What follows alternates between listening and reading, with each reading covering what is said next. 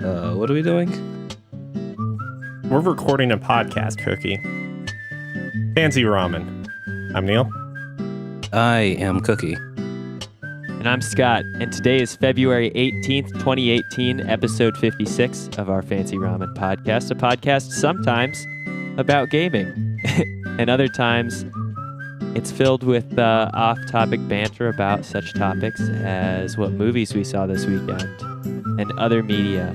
And the reason I transitioned us straight into movies is because Cookie and I just got done sharing that we both went and saw Black Panther yesterday.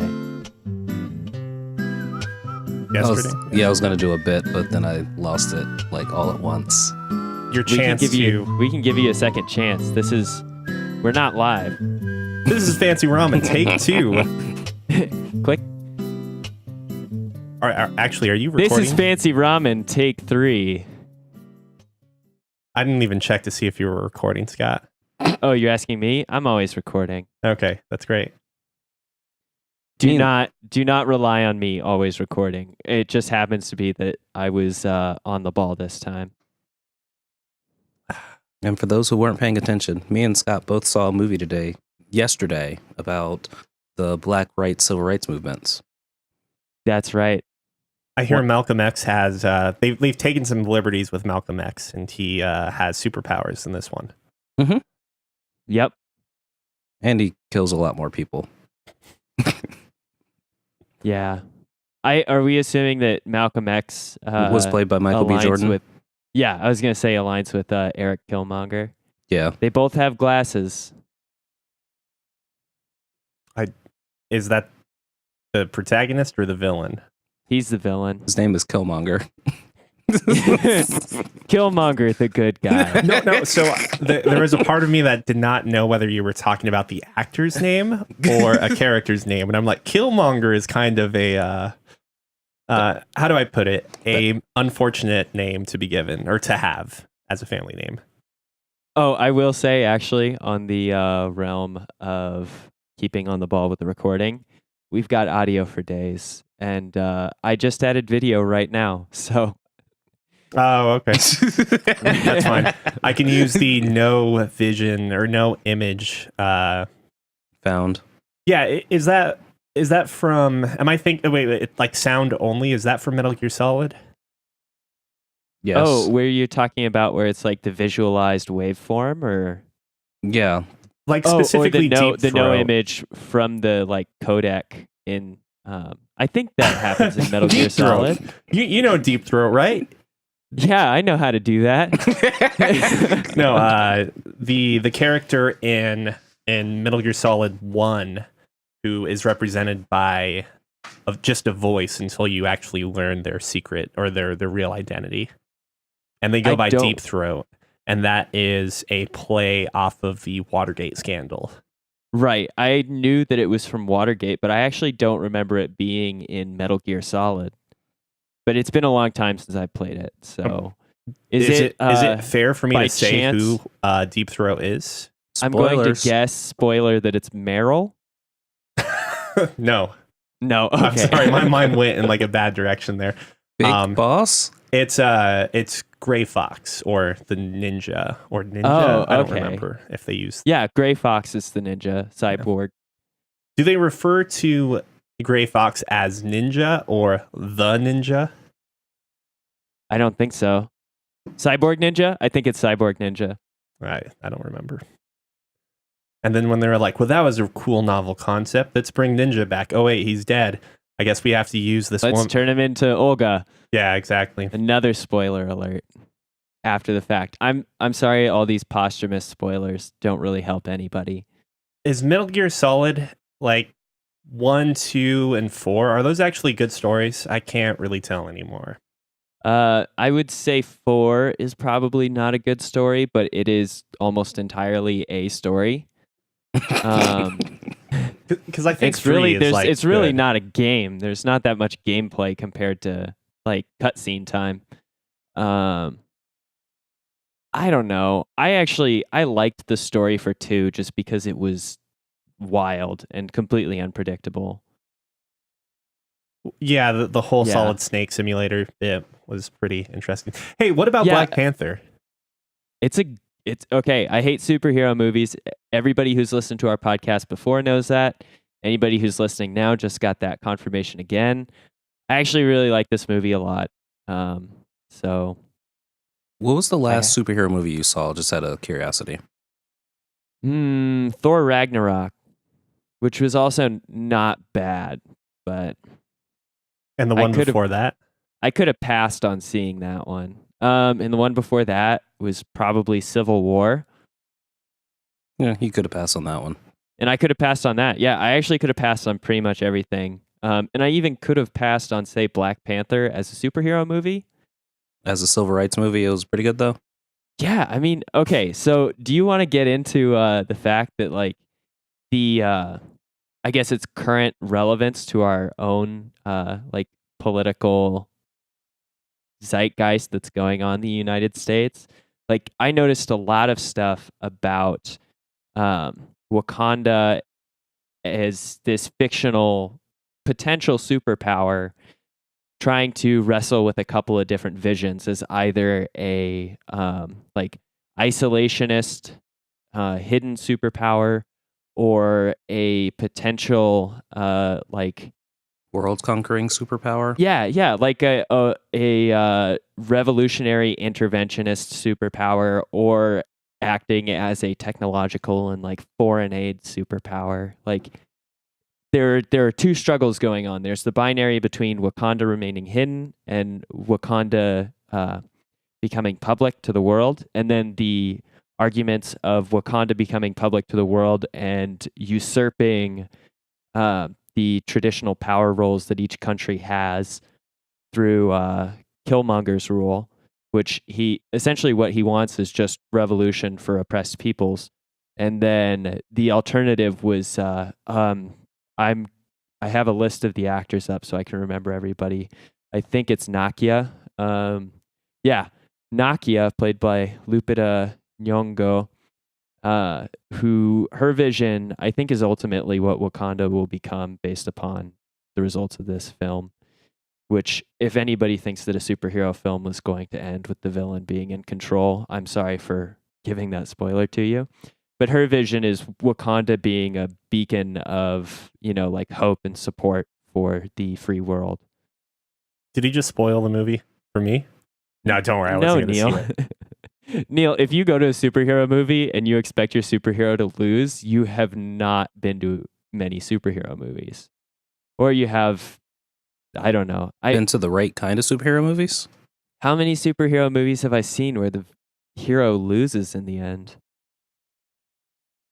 Guyver. I can't. Really? Guyver with Mark Hamill. Guyver. The classic based on the hit anime series and manga series. Well, Guyver! I don't think I ever saw. No, yeah. Does he? With breast beams? Mm-hmm. Yeah. That was a really dark show. I did not know. I know nothing about this. Guyver, the dark hero. I suggest you check it out. I guess now. I'll have to. It's kind of sad and not for children, because you definitely expect all of your, like you just said, all of your superheroes are going to win. Half the time, Guyver dies. Oh, okay. All right. Wait, Spoilers. is this like so Guyver apparently has the ability to come back from being dead, it sounds like. Maybe. No. It depends on what version of Guyver you're watching or reading. Yeah. Okay. So, Okay. Can I just say one thing? Absolutely. So I guess this is going to be small spoiler, but I mean, honestly, Marvel needs to stop killing its villains. I know, right? Actually, I'm assuming you're saying that because Killmonger was actually a really good villain and a good character as well. I want to know what Killmonger's 100% dad agree. did.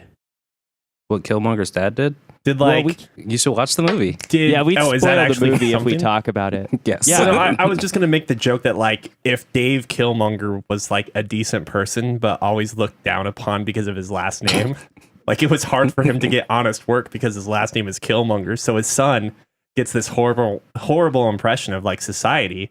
and hence becomes, like a bit of a Killmonger. yeah. Well, and yeah, there's a lot to Killmonger having that particular name. But I also think, like, I don't know if you agree with this, Cookie, especially with Black Panther being heralded as a film that's like, this is tailor-made for a black audience to really enjoy. I think they do a really good job of actually fleshing out Killmonger as not being like an intrinsically evil person by any sense, but more shaped by his unfortunate circumstance. And I feel like that earns a lot of sympathy with the audience in general. Like, he's not a bad person. He doesn't have incredibly evil goals. He had, like most good villains and good writing for villains, he is just jaded or cynical in a sense that makes his approach not the ideal approach that a superhero would take. And so he is a villain in comparison to our protagonist, but he's not. I don't think many audiences will pick him up to be a completely evil person. And I don't think he deserves that as a character either. Because he's a well-written character and very fleshed out. Absolutely. He's a really good villain. And so killing him off would be a mistake. To your point about Marvel maybe not, like, maybe they shouldn't have killed Killmonger off. I just kind of think it might be that certain media companies or movie companies, whatever, are worried about going down that rabbit hole of, we never kill off villains. And it's always like they have the ability to go back and recycle villains, which I think has been seen as kind of cheesy or cliche in the genre. But it's Marvel. Yeah, they're already villains. recycling superheroes over and over. Yeah, they've already committed the cardinal sin. I don't disagree with you, but I think that's probably, like, they wanted to make this movie edgier, fresher, and so forth than, not edgier, that's probably not the right term, but fresher than like every other Marvel movie in their catalog so far, right? It is fresher, absolutely. And about on par. So why do you think it's on par? Is there something that this movie is lacking to you? But you've also, Cookie, you've felt that the Marvel movies in general have been pretty solid, right? Yeah, they've just been getting better and better since Age of Ultron, maybe? Like, they've just kind of been ramping up and continuing to polish what they've been doing and making a superhero movie actually good. Less of a, hey, Liz, you want to go see this superhero movie? And she'd be like, to now she's like, that actually wasn't terrible. I won't question you for the next one. Unless I'd never suggest you go see a DC movie. There wasn't enough whitewashing in this movie for me to be interested in it, though. Like, I was actually kind of curious as to how they were going to play off a movie with two white actors. That's it? Just two white actors? I mean, besides background two primary, white actors, and even then, their roles are not that substantial either. I think there's pretty much a nod to a previous character that oh man, what's the name of our White Wolf? Martin Freeman. I'm thinking of Martin Freeman. I was trying to not say Bilbo Baggins. Oh yeah. Or you could just say Bilbo Baggins. That's fine. Yeah, or Bilbo Baggins. And then Andy Serkis as Claw. Like, one of them is I guess a minor antagonist, and one of them is a minor protagonist mix. Either way, their roles aren't that substantial. They perform a task of moving the story narrative along, or just making nods that there is a Marvel universe outside of Wakanda and Black Panther's current conflicts and struggles. But they're pretty much like they're absolutely interchangeable, and they could be glossed over and the movie would still be like there could be many ways to remove them from the film and still have it be I think a very solid product. Fair enough. Neil, you asked what I found lacking in Black Panther soundtrack. I honestly expected a little more. I'm not 100% sure what I expected a little more of, but I expected a better soundtrack, especially when I found out that Kendrick Lamar was doing most of it. Oh, really? I didn't realize that. Yeah. I also found, I don't know if he does this with his albums, but on the credits, it wasn't Kendrick Lamar, but they were crediting Kendrick Duckworth, K. Mhm. Duckworth. Is that his real name? Yeah, his last name's Duckworth. If you should really listen to Damn if you haven't already. He's actually he talks about his family, and kind of how he came to be on his last track, Duckworth. So is that album like thematic about the building of devices that hold back rivers? What? Can you see? Because it's called Damn. Like, where is he going with this? Oh man, you had me completely stuck. I wasn't following you. But I guess no, it doesn't.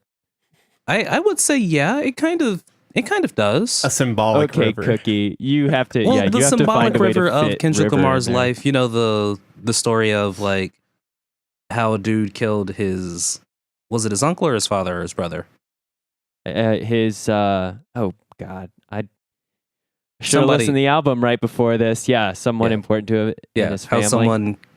So first song is about someone getting important being killed by someone in his family. Excuse me. First song's about someone being killed in his family that's important to him. Last song's about him being signed to a record label, finding out the owner of that record label is the person that killed important person to him from first song. Yeah. So you listen to the album first forwards, then backwards, because then it tells the story in reverse. Yeah, it's really good album. Amazing. Is this real? Yeah. Yes. Oh, like that sucks. Oh, well, I mean, yes, that way to state the obvious. I really liked how you felt the need to answer that. No, this was not about a dam, like the structural dam. Yeah, rap culture and rap history is way more interesting than rock history. I'm just gonna say that right from the get-go. Absolutely, 100%. Unless you're Drake, and then it's like, oh, you played on the that Canadian after school special, yeah, Degrassi, and then you became an artist, running through the six with his woes. Yeah. But yeah, that was the thing I found lacking of Black Panther was the soundtrack was not nearly as wonderful as I was hoping it was going to be. And something else. I'll have to see it a second time. Okay, I'd have to agree with Cookie there. I was excited hearing that Kendrick was playing a major part in the soundtrack. So I will say that this whole like amalgamation of like African art and music in comparison, or not in comparison, but in combination with like all the vibrant and diverse sets that they have, whether in their like Wakanda proper or the African jungle or the mountains or Busan, South Korea. Like they've got a really good cohesive kind of product when they're presenting these. When you're in Wakanda, there's these cool tracks with like very percussion heavy, like African drums. They're really cool. Like they set the scene incredibly well. There just wasn't like any really bumping tracks during any of the like fight scenes or other times where filling in with like a good more modern music track would have really strengthened a scene, or at least been a really pleasing addition. Oh, there was one more thing, Cookie, that I wanted to ask you about is, well, actually two things. First off, the cinematography was cool. I don't really care much for fight scenes, but hey. You talking about the pseudo one-shot fight scene in the gambling arena? Oh, that was really cool. My biggest thing that I took away from the cinematography on these, and because I haven't seen a lot of other superhero movies, there were a couple action shots where they keep Black Panther or T'Challa like centered in the shot, and so it's following his movement, and he's got very like fluid movement throughout the scenes with his like choreography and combat. And I just thought like keeping him focused on the center and having the camera do a lot of like, I guess, rotating around him as a central point was really, really cool. Like I thought that was a really cool way to shoot the action shots, because it seems like there's a lot more action shots in other movies where it's cutting to like the hero coming in and out of the frame of a scene, doing action and then moving through it. And because this was so like centrally focused on him, it was especially nice to look at. And it's a beautiful movie. And then the other thing is that I don't know if you guys ever watch movies and like try to apply the Bechdel test to them, or if you're aware of what that is. The Nancy and what's her face test. More than one female character. Do they interact with each other? Do they interact with each other about not a boy?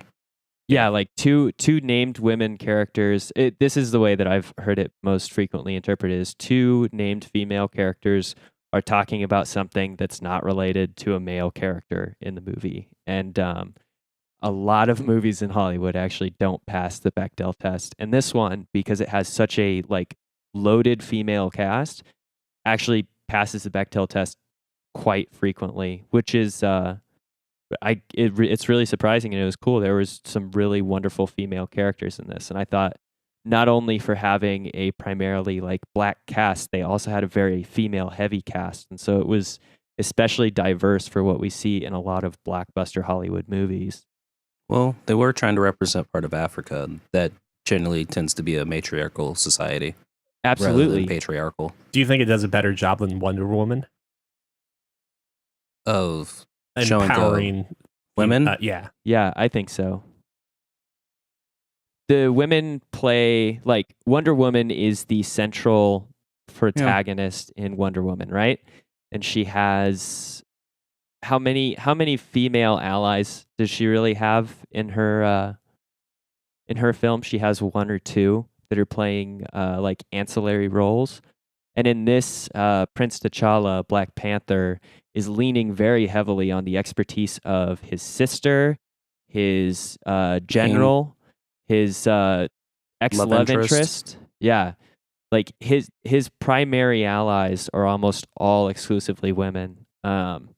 And they have interactions with him from places of like equivalent power and influence. Well, not when he's king, but very, very similar to that. And then they actually have quite a bit of interaction with each other, in which there's really no one else making like big decisions that they are. And so I think that the women in this film are portrayed in definitely a very empowering way, and they make great characters just as well as as their male counterparts. And I was going to say, when you asked if they portray women equally as strong in Wonder Woman, not in Wonder Woman the movie, but definitely in Batman vs. Superman. No, the other one. Justice League. I was going to say... Justice League. You mean... There's a lot more Amazonian walkabouts. Oh, really? In Justice League itself. Okay, so in Justice League, does Superman have a conversation with Wonder Woman directly and not through Bruce Wayne? Maybe? I don't know. It's so long ago, and it's DC. That's already damning, okay? Maybe? The two characters that are supposed to have like the best friendship in the Justice League do not fucking talk to each other in the movie that introduces them together. Are they supposed to have the best relationship in the Justice League? I'm talking like friendship, you know? Like, yeah, Superman and Wonder Woman are supposed to be like best buddies. Nah. Okay, Wonder Woman's just trying to get on that D.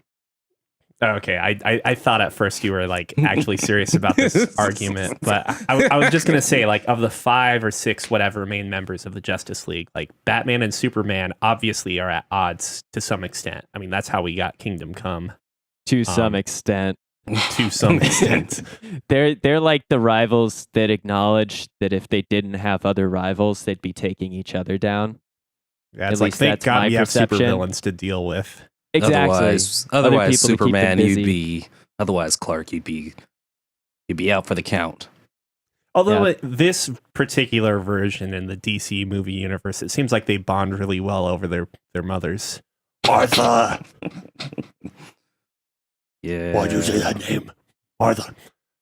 Speaking of movies, did you guys hear that director Chris Columbus has been tied to Five Nights at Freddy's? Speaking of movies, Hey, Columbus is a Hollywood veteran. He has directed classics like Home Alone, Mrs. Doubtfire, and the first 2 Harry Potter movies.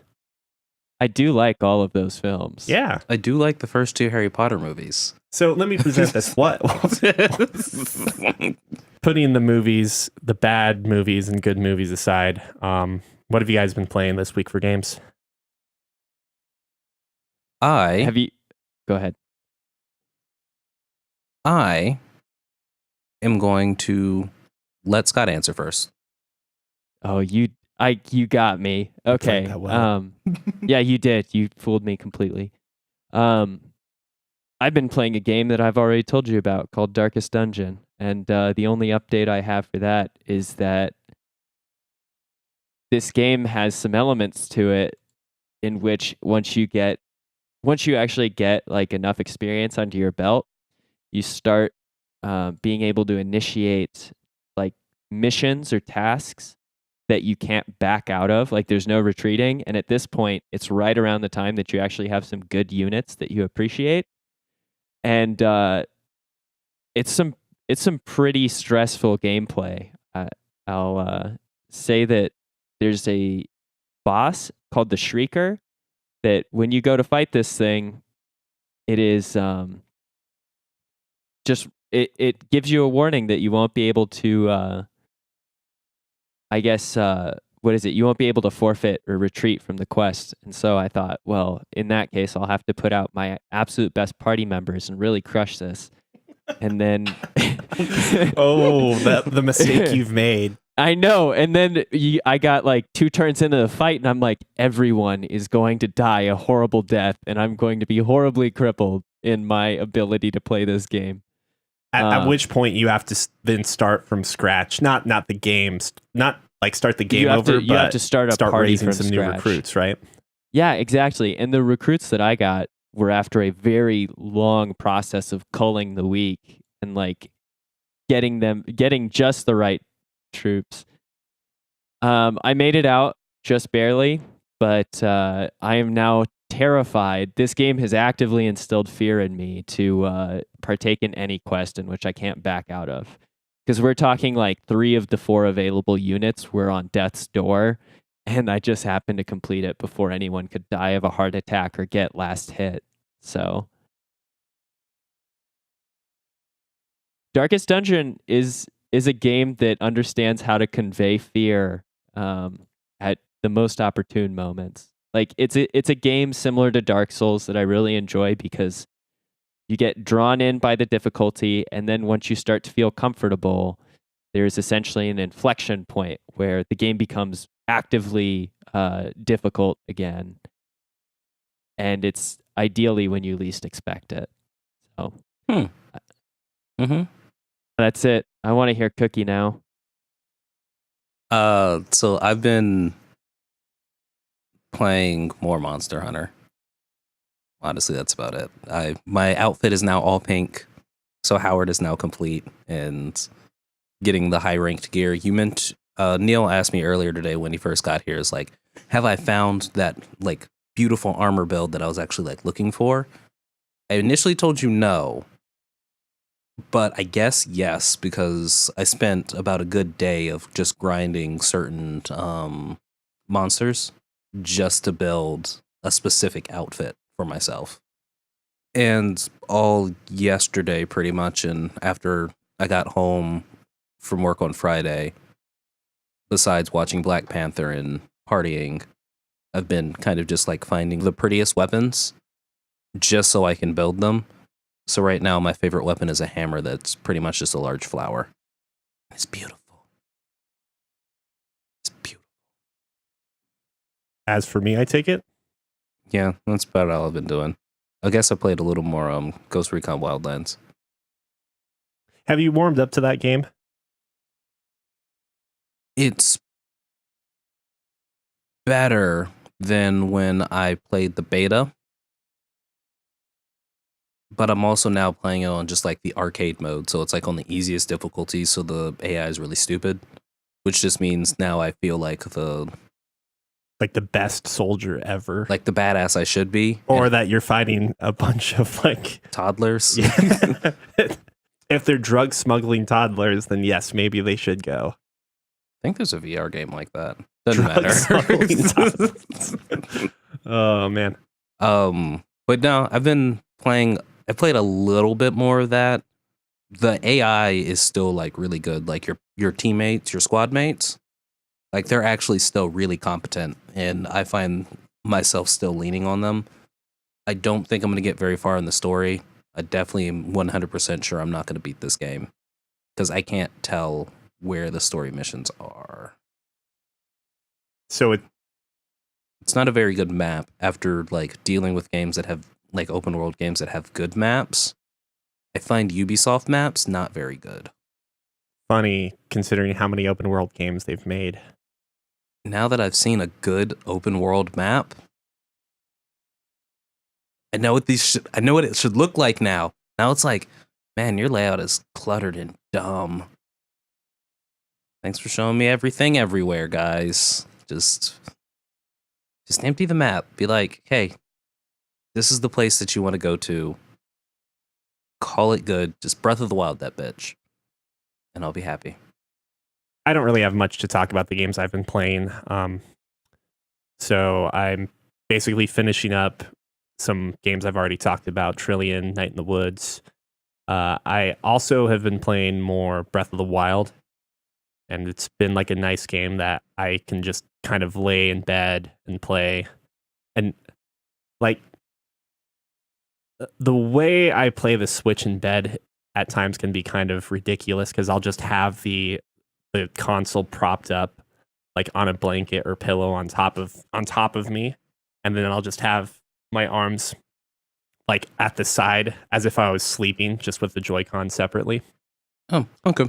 Super comfortable. Yeah, so that's all I've been playing. I think it might be time to talk about news. Wait, before we talk about are we talking about games we want to play later? Later on, yeah. Okay. That we're potentially going to play. Because I do have a question for you, Neil. Sure. What's up? You mentioned back in the day that the moment-to-moment of Sea of Thieves doesn't look that interesting to you. Did I say that? Yeah. I have no idea. I don't remember. Because like every time I mention Sea of Thieves, you're like, you know what? Or maybe Scott said the moment-to-moment of Sea of Thieves didn't look very interesting. I actually haven't been paying attention to Sea of Thieves, so Makes sense. probably not me. But this was like back before it even came out, and back before it was in beta. Have you been watching any kind of like Nope, it's Xbox and Windows Store, so that's 2 strikes in a 2-strike league, apparently. And best of 3s, it's 2 losses. There we go. There you go. So I've actually been like watching some video footage of the beta that's out, or alpha, or whatever it is. And I was like, I could see where he would think that the moment to moment was kind of boring, especially like with the early footage that they were showing. It was a lot of not much of doing anything. But it turns out like the world's really small-ish and are like packed with things. Because it's usually like, oh, you think this person needs to sail for like 5 minutes this way. He gets like the videos I've been watching, they've been like getting distracted by like shiny things. See, I don't think it would be me because I've talked about how I've really liked, specifically sailing. I've really liked the mindlessness of sailing in games like Assassin's Creed 4, Black Flag, and Suikoden 4. Yes, 4. And lots of part 4s here. Yeah, and they all have heavy sailing mechanics. And Breath of the Wild, for instance, is a good game where it's like there's not a lot between 2 points on the map, but at the same time, there's also a lot between 2 points. Yeah, it's like it's not a quest, but I'm gonna go check out why there is a random dude off like on a beach, and then it turns out he's like an assassin from the Yiga clan, that sort of thing, Or Like if we put a boulder in the middle of a tree. That's my favorite for the Koroks. Just like, how'd this rock get here? and rocks can't climb trees. But yeah, no. I think my biggest issue with that game was maybe just that it's Windows Store and Xbox. It's not even giving it a chance, man. Well, I can't. I don't know. I don't feel like it's that crazy of an opinion because I know people that don't like Steam to the point where they won't install it on their computer. How they GOG. That's how they play games at that point. Or like just, developers that offered DRM free versions that don't have to be coupled to Steam. But so like I don't think it's that crazy of me to weird. dislike the Windows Store that much because it is like a shitty platform. Could be iTunes, which I promptly deleted, and because I realized I've got an iPad, so I actually just checked our podcasts on the iPad after you left. And we didn't have enough reviews, am I right? Yeah. So no ratings are available yet, I think was what I saw too. So I gave us a 5-star and called it a test. Either way, sorry, news and such. Yeah. So I wanted to ask you guys before we started recording, but do either of you care about System Shock? What is System Shock? That's a no there. Scott? What is System Shock? Okay, wow. I mean, it's an old game that's worth taking a look at, and that's all I'll say. There was a System Shock remaster Kickstarter a couple years ago, and it passed with flying colors, obviously, because System Shock is interesting and a good game, and that project is on hiatus, so add it to the Kickstarter failure list. In better news, Hidetaka Suehiro, also known as Swery, has announced his next project, and that's called The Missing. I'm botching my English today. So this is going to be published and supported by Arc System, who of course we know and love from Dragon Ball Fighter Z, excuse me, and basically every other 2D anime fighter out there. Guilty Gear, sword. Swery is the guy behind Deadly Premonition and Dark Dreams Don't Die. And of course, that the idea of the detective that has to masturbate in order to solve crimes. I lost focus for a second, and then I think you just said that to maybe gain focus. What? Yeah, he had a pitch a while ago that he talked about in an interview where he wanted to make a game about a detective that had to who was able to solve crimes through some ethereal power or supernatural power, and she gained that power by masturbating.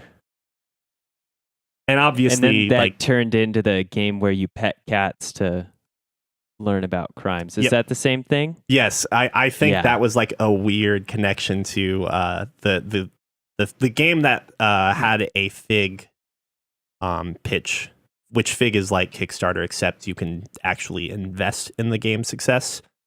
But that's called The Good Life, and that's apparently still in production. It's going to have a new Kickstarter in March. But yeah, I'm super interested in anything this guy does. And this is actually the first project that is solely being developed by White Owl. So, if Deadly Premonition and Dark Dreams Don't Die are two games where he didn't necessarily have creative control, this is apparently one where he at least supposedly has. We actually don't know how much ArcSys is going to be involved. Masturbating detective. Cat petting detective. Well, same thing. Isn't the deal in The Good Life that the entire town turns into cats at night or something like that? I don't know what The Good Life is. That was no. I think sorry, you're Scott? right. It is the whole town turns into cats at night. That is in fact The Good Life. I think it's almost like Studio Ghibli-ish in terms of that sort of concept. Ignore the whole thing about the detective needing to pet a cat, so to speak, to solve crimes. But yeah, I'd watch a detective pet a cat to solve a crime if she was hot enough. To pet cats. Yeah. Anyway. So before we talk about this next topic, I just want to say that I don't it is never our intention to make light of violent crimes, and especially those involving schools. But Kentucky's governor, I didn't even save his name because I'm that much of a shithead, is blaming violent video games for the most recent school shooting. This has been like a topic of discussion since 1997 when Jack Thompson, I think it was, the infamous lawyer that has since been disbarred, was trying to press on this whole legal lawsuit towards Nintendo over violent games. Nintendo, of all companies, by the way. But I thought this maybe is a good time to actually talk about what your guys' opinions are on violent video games, and if they really do, in fact, influence our youth, or not just our youth, but like people in general at being more violent. No. You don't think so at all? No, I like the thought process better of violent video games don't push people towards violence in real life. I like the idea better that people with violent tendencies have a better chance of picking up violent video games. Yeah, I can see that. Rather than like, oh yeah, this person became violent because he saw a fatality in Mortal Kombat. Like, nah. Or this person's been driving over hookers for days in Grand Theft Auto. I love myself a Grand Theft Auto. Matter of fact, 9,000% of the games I play are violent video games. I want to see a study that goes into congressmen and politicians and whether or not they've played Grand Theft Auto. Because they're the most experienced in society over killing hookers. I think maybe we need to look for that connection. Oh my god. But yeah, so that was the best joke of the day by far. But seriously, yeah, no, I don't really think that violent video games cause violence in the world. And I'm definitely not trying to look for stats or anything like that. We don't need to be scientific about it. I'm just curious what your takes are. My take is, if you're going to be a violent person, you're going to be a violent person. Yeah. Serial killers have existed since violent video games have been a thing. And before, I mean, serial killers were killing sorry. violent video games. I'm like, yes, I guess you're right.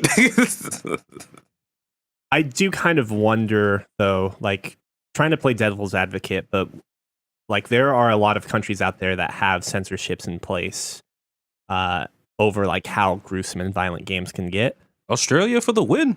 And Japan, for that matter, too. New Zealand, I think, as well. Maybe? I'm not sure. Yeah, I'm not sure. Do they just censor not Game of Thrones, fuck. Lord of the Rings? Because it's we get it. We don't need to be reminded that Lord of the Rings was shot here, guys. Get it out of here now. But yeah, Resident Evil 7 had quite a few differences from the American and Japanese versions. Basically just to pass censorship laws in Japan.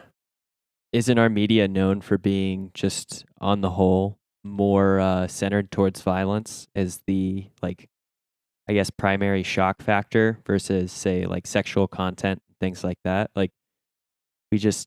We take a it seems like Americans have a better appetite for violence in their media than nipples. Other countries as well. Yeah, the nipples especially. Just get those out of here. Yeah, man. I was so upset when Super Mario Odyssey came out and we found out that Mario has nipples. And then we questioned where his belly button is. What? He's just wearing his shorts high up. That's totally fine. Yeah, I have to say that I'm in the same camp as Cookie on this, that you may find, instead of violent video games generating violent people, that violent video games are a product and something that people who desire what they provide, which may be depiction of like violent acts, it may be satisfying someone's penchant already for like violent media and other things. And to play devil's advocate a little bit for you, Neil, or at least to try and be balanced between the 2 points, I think there's also the argument that certain violent media is a potential feedback loop for people who are into these things.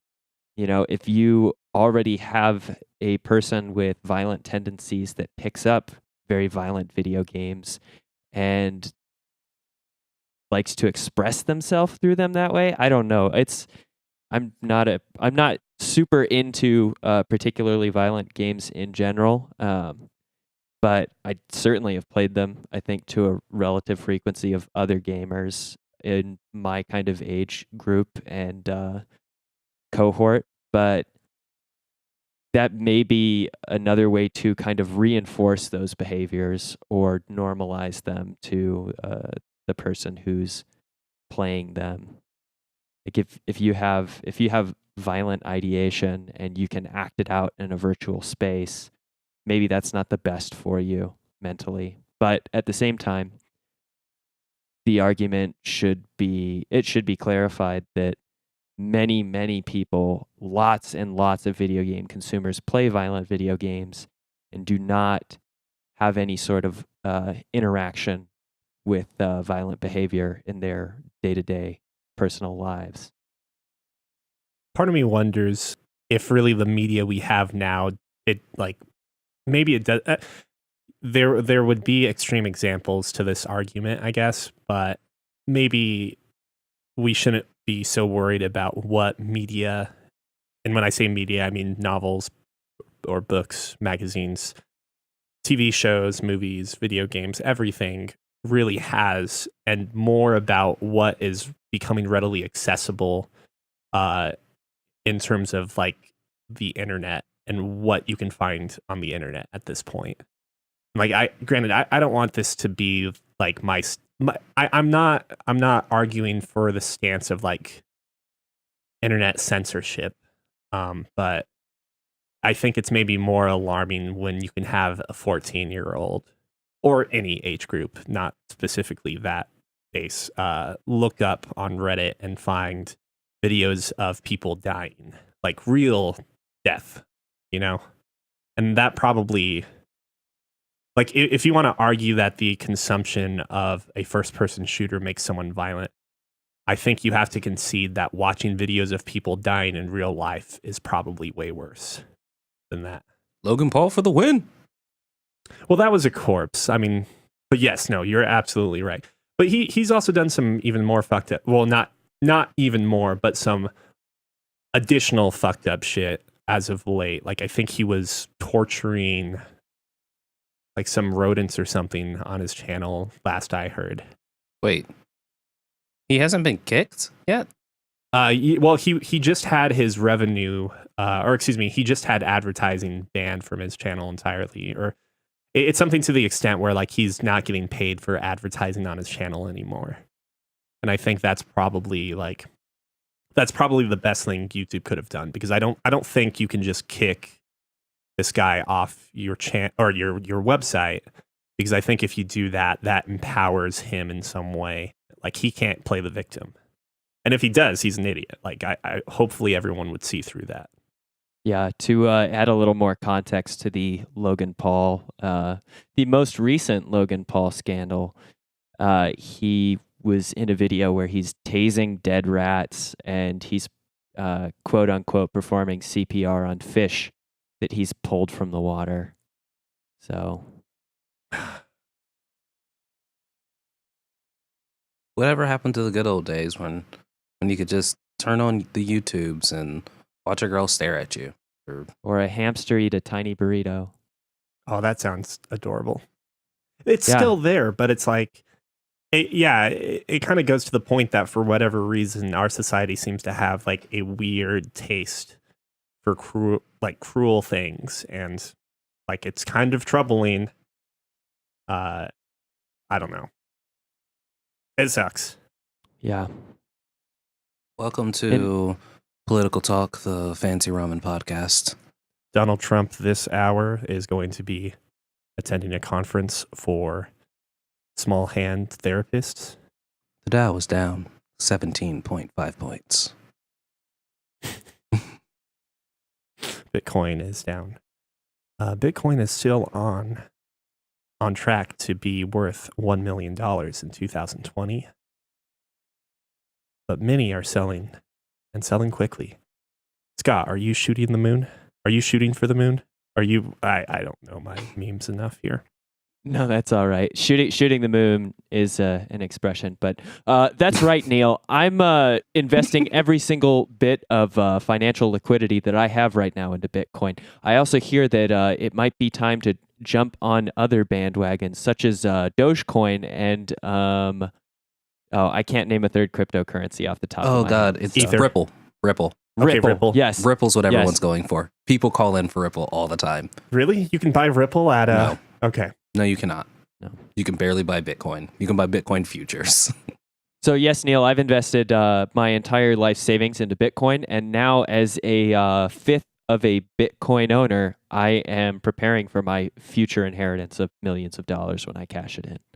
Yeah. Yeah. If you have comments, questions, or concerns, you can write into podcast@fancyramen.com. That's podcast@fancyramen.com. So we're not talking about what we're looking forward to anymore. I was going to do it afterwards. Oh, Yeah. It's a nice closing segment, I feel like. makes sense. So, what are you looking forward to this upcoming week, Neil? Or is it more, what are you looking forward to in gaming? It's a little bit of both. So I figure we're going to start, if there is something you guys know you're going to talk about down the road, and it doesn't necessarily have to be next week, but something that, you maybe want to draw interest to or draw attention to rather, this is a point where we can talk about things that are coming up or things that have just been released or things you might be playing for the next week. I know one game I'll definitely be talking about, if not next week, in the weeks to come, is the Silver Case.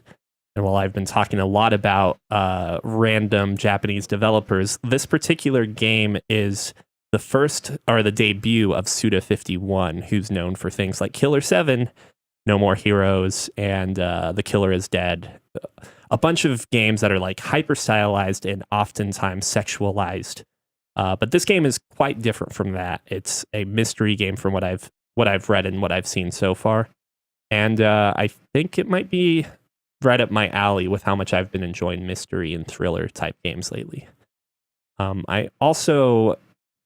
I'm not necessarily as keen on this one, but from the director or from the developers of Gods Will Be Watching, they released last month a game called The Red Strings Club, which the description off of Steam is specifically or exactly: The Red Strings Club is a cyberpunk narrative experience about fate and happiness, featuring the extensive use of pottery, bartending, and impersonating people on the phone to take down a corporate conspiracy.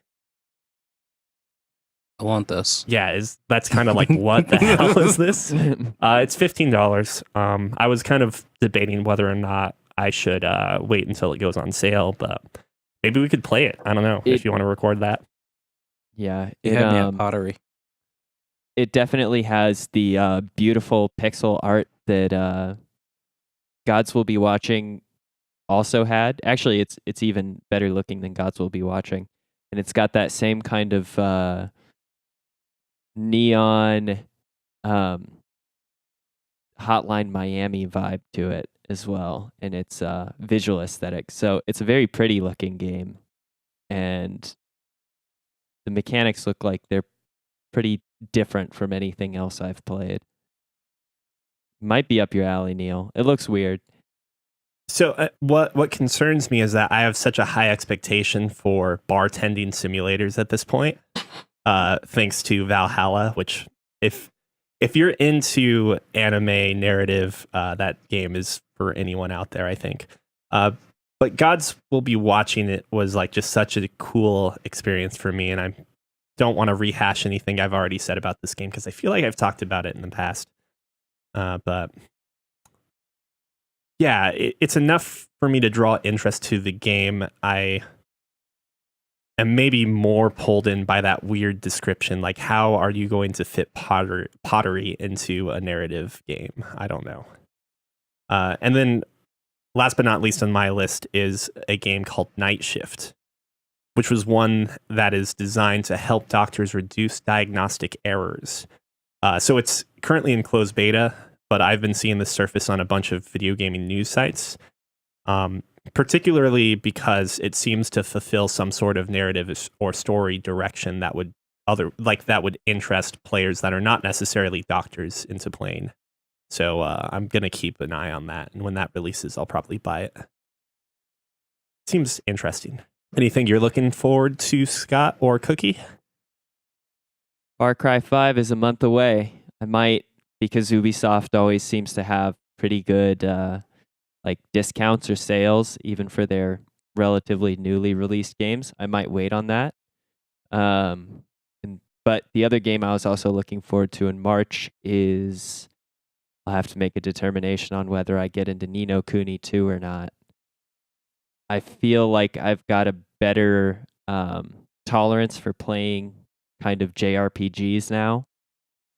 After Persona got me into the whole... It's a very different type of JRPG, I should say. But, says the person that still cannot get through Final Fantasy VI. Final Fantasy 3, Neil. Onion Knights. I don't mean to go all corrective on your ass, but man, you can't be talking about Magitech and Onion Knights at the same time. You tried. No. Yeah, those are the two things that I'm keeping on my radar. Otherwise, I don't know what I'm going to pick up next just yet. It's there's still a lot of monster hunting to be done in the world. Lots of monster hunting. You should definitely still grab that PlayStation Plus. I know. It's a daily struggle. And I just downloaded Rime. It was one of the PlayStation Plus games of the month. So I'm gonna give that a look-see. I've heard it's charming. I heard I might play more than 5 minutes of it. We'll find out. That's for next time, though. What is the other PS4 title that's free this month? Knack. I've only heard amazing things about Knack. We beat it already. Oh, did you? Okay. Yeah, we beat it since it was like one of the first PlayStation 4 games to come out, and it had couch co-op. That's right. I do remember this conversation now. And me and Lizzie laughed every step of the way because her character was like doing most of the work because I was just being lazy while we played. And then she just mysteriously disappeared for all the cutscenes, so I take all the glory. Are you excited about Knack too? No. Okay. We'll probably get it and play it and beat it. Because actually, no, we might not. Because we're not hurting for like games to play together now that we've got two separate PlayStation 4s. Well, and you also have, in terms of quote unquote couch co-op, you'll have that game. Brothers? No. That was their old one. A Way Out? Is that it? Yeah, that's coming out pretty soon. Maybe we'll have you record us doing that. Oh, that'd be nice if I don't actually have to play and I could just record your antics and hopefully get like some moments of like marital problems because you guys are playing poorly. Like, Lizzie, you just need to unlock the door, Lizzie. No, we have perfected the amount of like couch co-op we can do, and like we know our boundaries now ever since Shizoid. Shizoid? Yeah, it's a game on the Xbox 360. Think of it as a twin stick shooter game, but one stick controls a blue orb, one stick controls an orange orb, and they've got to like collect and interweave and in and out of each other. Or you can play it co-op, where one person's the orange orb, one person's the blue orb. Schizoid. Yeah, Schizoid. What did I say? Shizoid? Yeah. Either way, yeah, that game was intense. Then we also played Eloy Meloy,